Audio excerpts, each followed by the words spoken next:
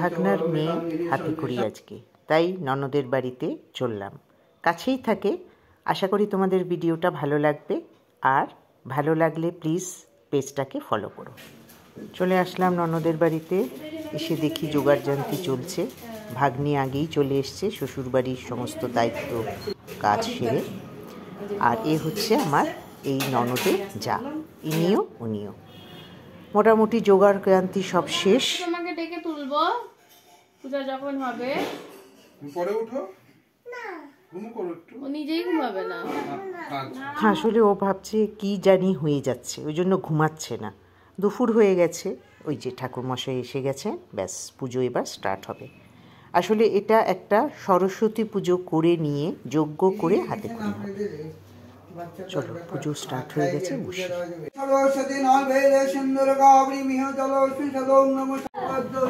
বাবা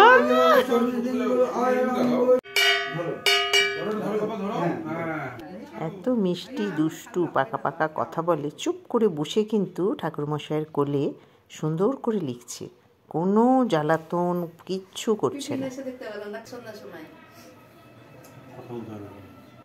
মনে হচ্ছে একটু ভয় পেয়েছে, একভাবে বসে বসে লিখছে, কিন্তু সব লিখছে ABCD 1 2 সব।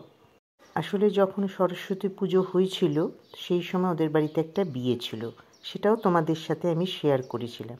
এই ননদেরই যা সম্পর্কে, ননদই হচ্ছে তার মেয়ের বিয়ে, সেই জন্য তখন হাতে খড়িটা দেওয়া যায়নি। খুব সুন্দর করে উনি পুজো করেন।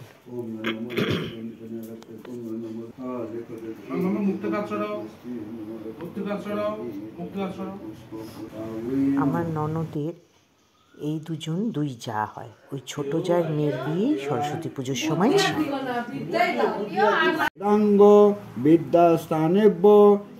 কি যে মিষ্টি, চুপ করে বসে পুজো টুজো সব করছে, হাতে ফুল নিয়ে ছোট ছোট হাতে, চুপ করে।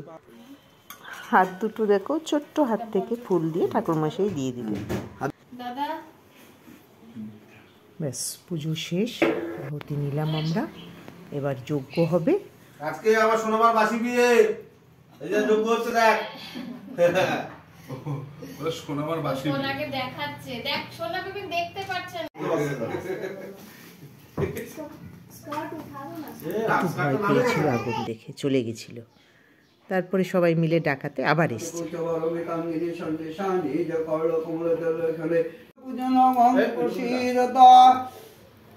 খুব সুন্দর করে যজ্ঞ হলো, পুজো শেষ হলো। আশা করি তোমাদের ছোট্ট ভিডিওটা ভালো লাগলে লাইক কমেন্ট করবে। টাটা।